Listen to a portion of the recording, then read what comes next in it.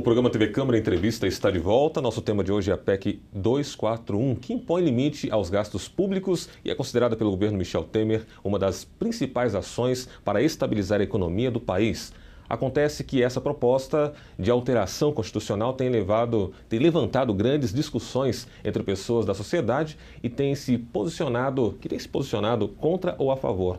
E estamos aqui com duas pessoas, um favorável e outro contrário. No último bloco, o professor William Rentamiro, que é, deixa eu pegar aqui, mestre em Planejamento e Desenvolvimento Regional e economista, fez a sua colocação de forma contrária. Em forma resumida, o senhor finalizou dizendo?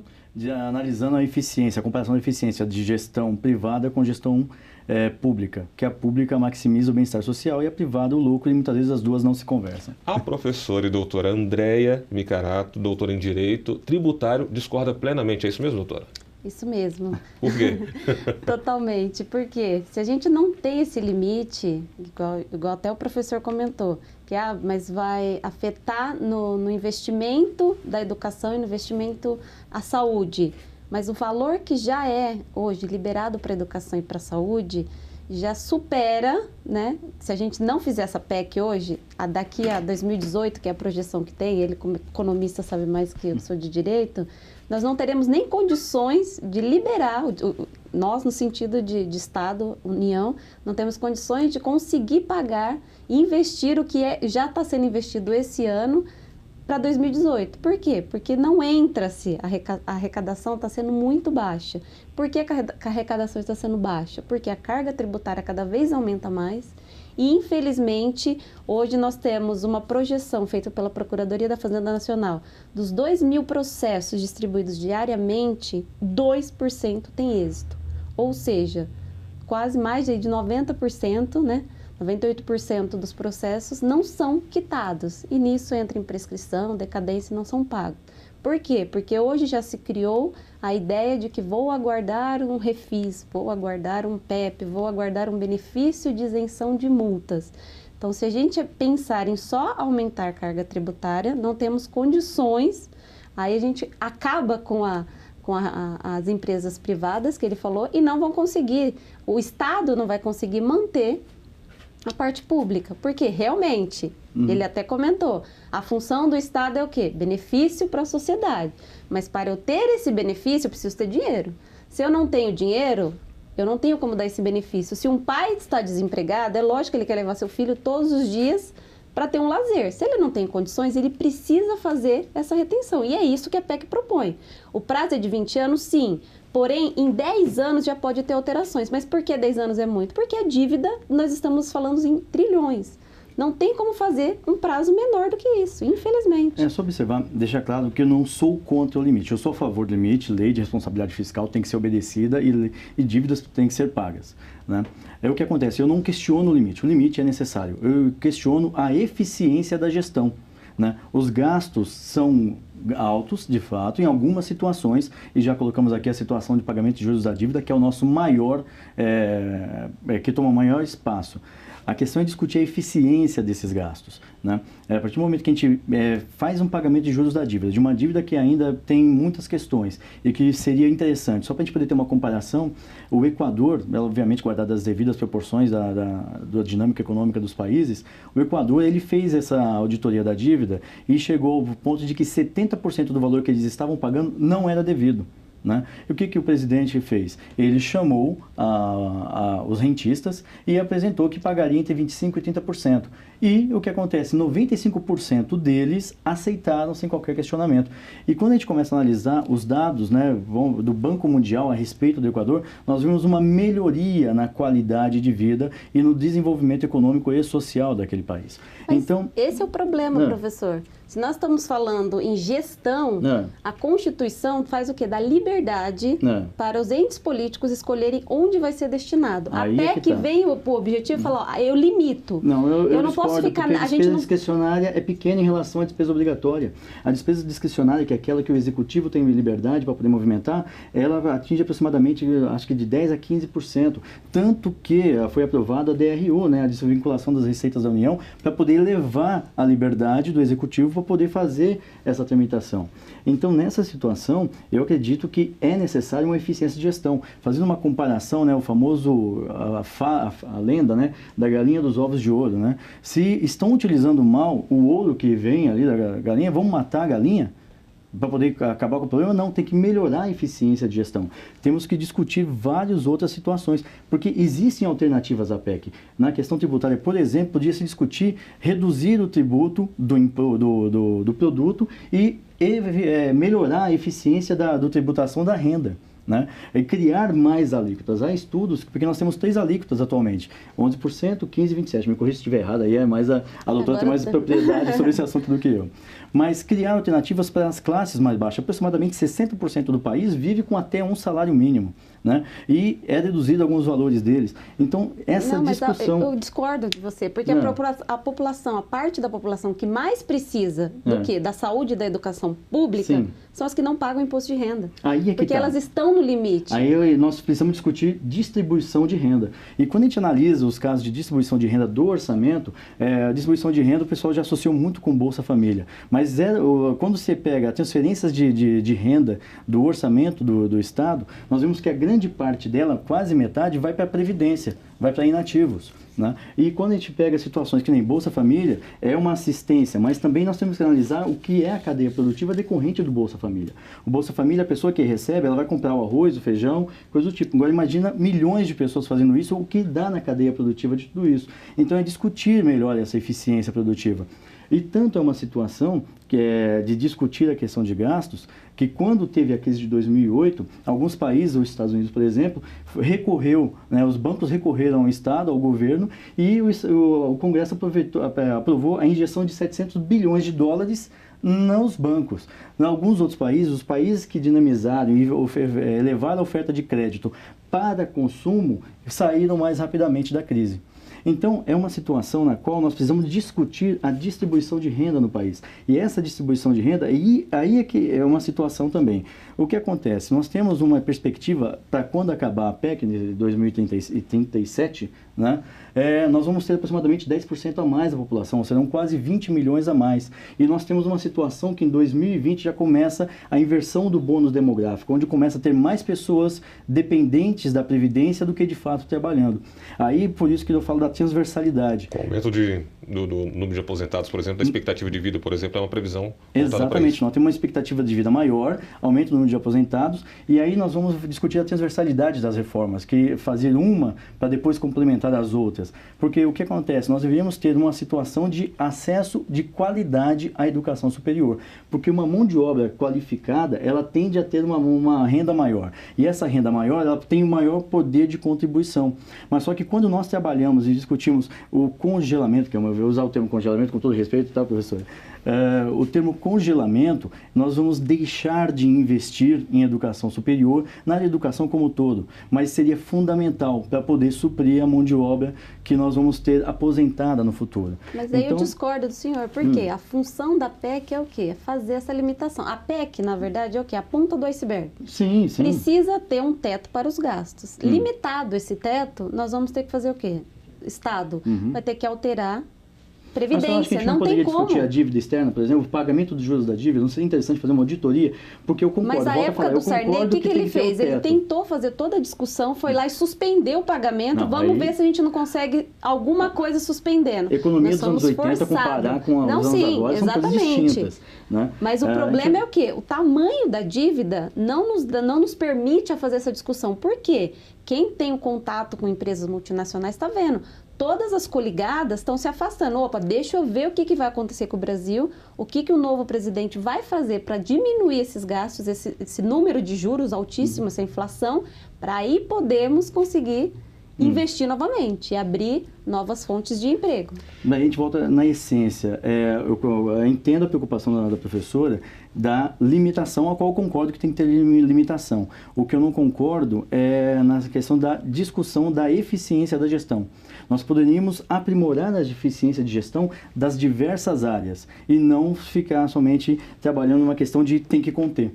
Né? Eu já aproveito isso. Você está assistindo ao programa TV Câmara Entrevista. Nosso assunto de hoje é a PEC 241, conversando com a professora doutora em Direito, Andréia Andréa Maricato, doutor em Direito Tributário, e o mestre em Planejamento e Desenvolvimento Regional e economista William Rentamiro, professor universitário também.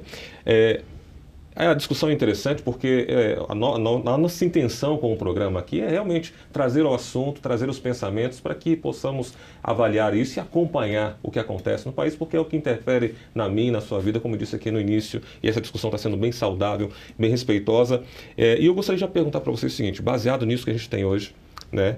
Usando o termo congelamento ou dentro da questão do limite, há uma preocupação muito direta, de uma forma até mais popular, digamos, naquele pensamento mais popular, que isso vem interferir diretamente no assunto que é digamos, calcanhar de Aquiles de todo o governo e do país também, que é relacionado à saúde.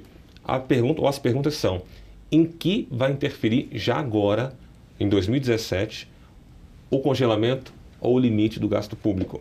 Pergunto, vai haver uma interferência direta na questão do congelamento, ou seja, o que nós temos hoje com relação ao investimento na saúde, que é apontado por muitos críticos que é ineficiente para poder já atender essa demanda, isso vai acabar piorando. Ou na questão do limite, vai poder impor um limite para que realmente se reveja tudo aquilo que é feito hoje para ter uma melhor gestão, para poder atender melhor e mais amplamente a questão da própria saúde. É a pergunta que eu coloco a saúde como base, mas que vocês podem aí para começar 2017, na saúde e educação não vai ter esse limite, começar 2018.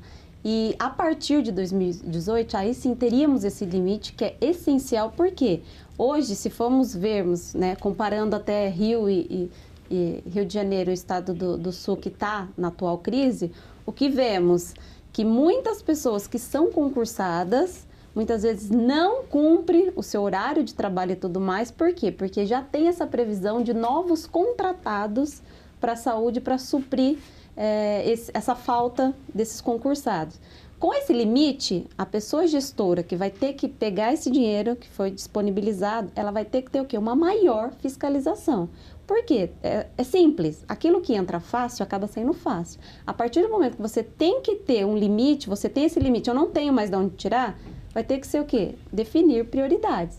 Prioridades é saúde e educação? Sim. Eu posso, em momento algum, a PEC fala que tem um congelamento, igual o professor coloca, para a saúde e para a educação. Eu posso ter aumentos de investimento na saúde e educação? Posso.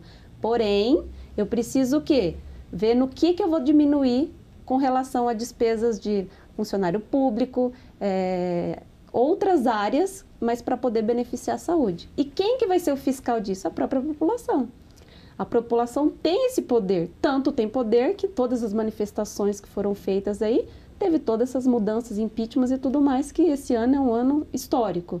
Então, a função de fiscalizar é a população. Por quê? Porque ela é a maior beneficiária ou a principal prejudicada nisso daí. A professora realmente ela comentou uma coisa que é verdade. Realmente, o ano base para a saúde e educação vai ser 2017 e a partir de 2018 é que vai se trabalhar a correção somente mediante a inflação, né? Não vai ter investimento, somente correção decorrente de inflação. E também tem essa situação de que pode sim utilizar verba para essas duas áreas, desde que façamos o corte em outras áreas. Aí eu vou no contraponto em relação às prioridades. Quando a gente analisa a PEC, analisamos a carta emitida pelo Ministro da Fazenda justificando a PEC, nós vemos que saúde e educação, os gastos sociais, os investimentos, na verdade, eu não coloco alguns como gasto, mas sim como investimento, não é a prioridade. A prioridade é o pagamento dos juros da dívida, né? É manter uma situação na qual os rentistas não vão perder a parte deles. E pelo seguinte fato, porque e pode ver que em nenhum momento se discute o limite, vamos colocar assim, de pagamento de juros da dívida. Em nenhum momento se coloca isso dentro da PEC.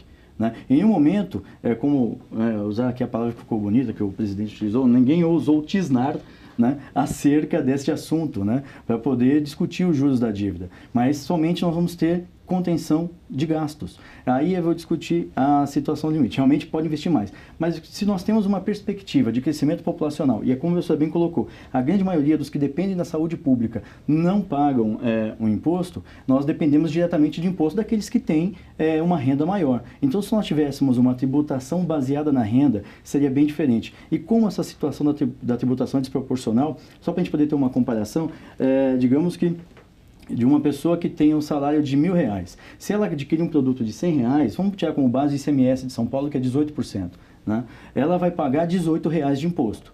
Uma pessoa que ganha R$10.000 e compra o mesmo produto de R$100, ela também irá pagar os 18% de imposto. Só que se analisarmos proporcionalmente, quando a gente compara esses R$18 proporcional à renda de 1.000, vai dar 1,8%.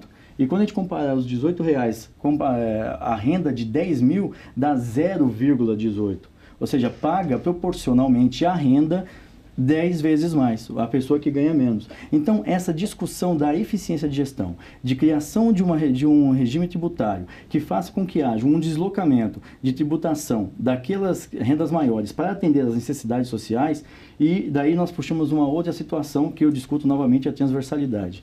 Se nós vamos ter gastos com uma população crescente nos próximos 20 anos, de que pode chegar a mais 20 milhões, se eu vou tirar dinheiro, por exemplo, da ciência e tecnologia, poderia ser ciência e tecnologia voltada para a saúde, né? Mas só que nós não vamos ter, porque eu vou ter que tirar dinheiro dela para poder atender uma outra área. Mas só que em nenhum momento nós estamos discutindo... Mas é um período, nós só estamos falando de um período. São 2 décadas perdidas. Não, mas são 10, você está pensando em 20, porque 20 é o período da PEC, por isso que ela tem um limite. A divisão acontece em 10 anos. Em 10 anos, saúde e educação principalmente. Exatamente, aí só que em 10 anos na economia... Não, 10 anos no processo econômico é muita coisa. Mas se a gente deixar como está, a gente não vai ter nem condições de arcar com o que já está Mas não tendo. podemos discutir alguns outros gastos, ao invés, os limites têm que ser respeitados por questões da lei de responsabilidade fiscal, que é fundamental e tem que ser obedecida. Cumpre a lei de responsabilidade fiscal. Aí esse o problema. A eficiência, a professora de direito pode dizer melhor do que eu, a eficiência do controle desses gastos e a eficiência da gestão desses gastos. Nós estamos tirando, não estou questionando que tem que estourar o limite, muito pelo contrário, né? Como eu volto a falar, a crise se deu na questão da receita e as despesas continuaram crescentes. Só que tem casos que são despesas que acontecem automaticamente ao crescimento da população. Nascerão mais crianças, teremos mais pessoas ingressando na escola, mais pessoas no ensino superior, mais pessoas que demandarão a situação de serviços públicos e nós não teremos investimento adequado. Mas daí é que eu discordo do senhor, porque hoje, se a gente for para pensar, crianças nascendo, elas usam o quê? Escola municipal, não federal. Se a gente não tem esse teto, esse limite, vai acontecer o que já está acontecendo. Os municípios e os estados não estão tendo os repasses do governo federal. Então, eu preciso fazer esse limite não só para pagar dívida externa. A PEC realmente não fala da educação e da saúde. Por quê? Porque ela já estabeleceu. O valor que está sendo gasto esse ano manterá para o próximo ano com a correção da inflação. Mas então, só a correção da inflação é o suficiente, porque correção de inflação é reposição de perdas. Só para poder ter uma comparação, como é que o salário mínimo é reajustado atualmente? É reajustado com a inflação do ano anterior, o INPC do IBGE, e o crescimento que teve no PIB de 2 anos anteriores, do ano retrasado. Não, sim, mas só para concluir, nós estamos falando de saúde e educação. A saúde do Estado ou do município é mantida o quê? Pelo Estado e pelo município. Se o governo federal, quais hospitais federais que nós temos? Aqui na nossa região, nenhum. Então, quer dizer, nós não teremos uma afetação direta. Por quê? Se eu recebo do governo federal, município de Jacareí, recebo do governo federal o pagamento dos tributos, que é o que não está acontecendo, por isso que tem muitos municípios falidos, eu, município de Jacareí, consigo continuar investindo na saúde e na educação. Porque a PEC é para governo federal. A PEC não é município e Estado. Mas afeta diretamente. Não tem como eu falar de desvinculação de receita da União nas transferências do Estado. A gente vai continuar, porque esse assunto é tão... Né, doutor? Então, você está assistindo o programa TV Câmara Entrevista. Nosso tema de hoje é a PEC 241. Estamos recebendo aqui o professor William Rentamiro, que é mestre em Planejamento e Desenvolvimento Regional e economista, e a doutora professora Andréia Maricato, doutora em Direito Tributário. O assunto é polêmico e, por isso, excepcionalmente, nós teremos hoje o terceiro bloco do programa, que volta já já, depois do intervalo. Continue com a gente.